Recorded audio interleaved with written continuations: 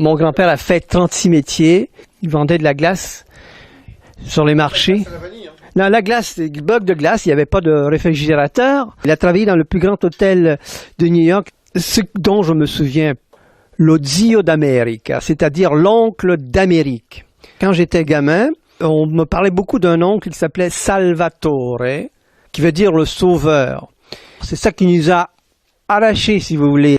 Et si on est parti au Canada et au Québec en particulier, c'était à cause du fait que l'oncle Michel, qui était mon oncle, s'est installé là au début des années 50. Que fait un oncle d'Amérique?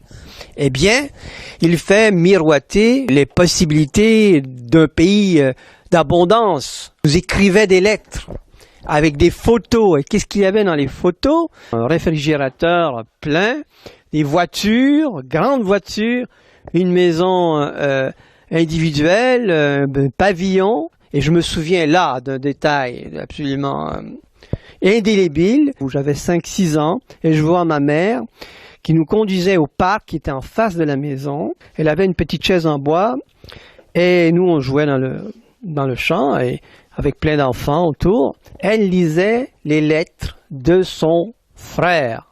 Nous étions, nous, notre petite famille, dans une ville, dans un petit village qui s'appelait Saint-Vincent-de-Paul. Ce sont des villages entiers qui immigraient, de la Calabre notamment. Je sentais bien qu'on m'écartait des jeux, je savais pas pourquoi. Comme tu es seul, quand tu es seul, il faut faire des compromis. Je voulais tellement disparaître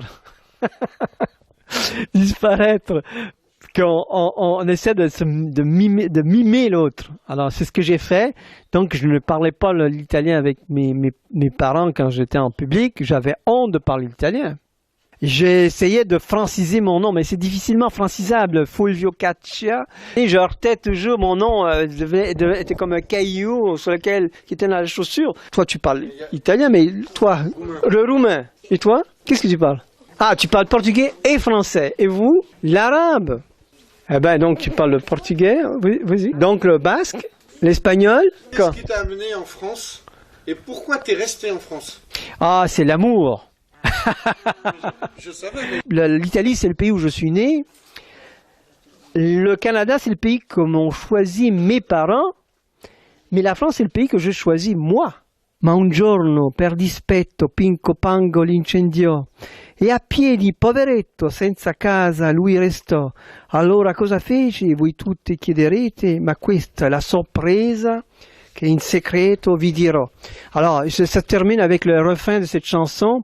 Et ceci est la surprise que je vous dirai en secret. Merci.